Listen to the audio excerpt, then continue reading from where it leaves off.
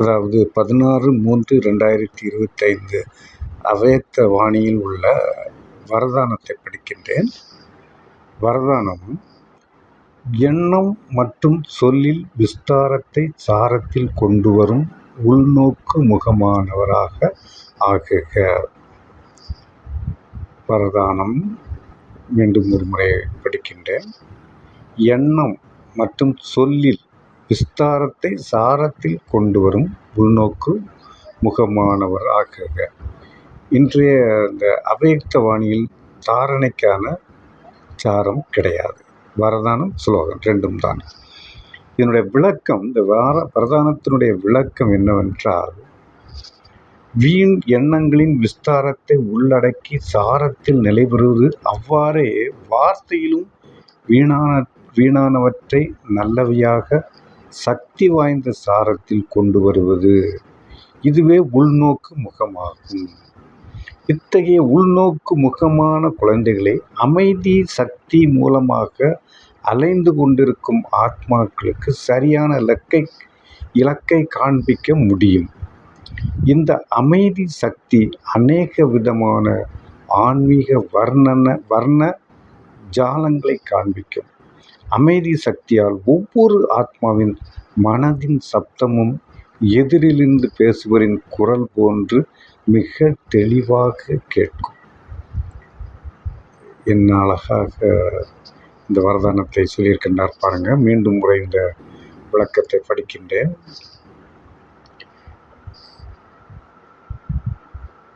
வரதானம்: எண்ணம் மற்றும் சொல்லில் விஸ்தாரத்தை சாரத்தில் கொண்டு வரும் உள்நோக்கு சப்கான்சியஸ் மைண்ட் முகமானவராக இருக்க வேண்டும். அதாவது என்னுடைய விளக்கம், வீண் எண்ணங்களின் விஸ்தாரத்தை உள்ளடக்கி சாரத்தில் நிலைபெறுவது, அவ்வாறே வார்த்தையிலும் வீணானவற்றை நல்லவையாக சக்தி வாய்ந்த சாரத்தில் கொண்டு வருவது, இதுவே உள்நோக்கு முகமாகும். இத்தகைய உள்நோக்கு முகமான குழந்தைகளே அமைதி சக்தி மூலமாக அலைந்து கொண்டிருக்கும் ஆத்மாக்களுக்கு சரியான இலக்கை காண்பிக்க முடியும். இந்த அமைதி சக்தி அநேக விதமான ஆன்மீக வர்ண ஜாலங்களை காண்பிக்கும். அமைதி சக்தியால் ஒவ்வொரு ஆத்மாவின் மனதின் சப்தமும் எதிரிலிருந்து பேசுபவரின் குரல் போன்று மிக தெளிவாக கேட்கும். ஸ்லோகன்: சுபாவம், சம்ஸ்காரம், சம்பந்தம் தொடர்பில் லேசாக இருப்பதுவே பரிஸ்தா ஆவதாகும். அதாவது பரிஸ்தா ஆக வேண்டும். எப்படி பரிஸ்தா ஆக வேண்டும்? அதை ஸ்லோகனில் சொல்கின்றார். சுபாவம், சம்ஸ்காரம், சம்பந்தம் தொடர்பில் லேசாக இருப்பதே பரிஸ்தா ஆவதாகும் என்று மிகவும் சிறப்பாக சொல்லியிருக்கின்றார். அவ்யக்த சமிக்ஞை: சத்தியமும் நாகரிகமும் தனது பண்பாக்குங்கள். சத்தியமும் நாகரிகமும் தனது பண்பாக்குங்கள்.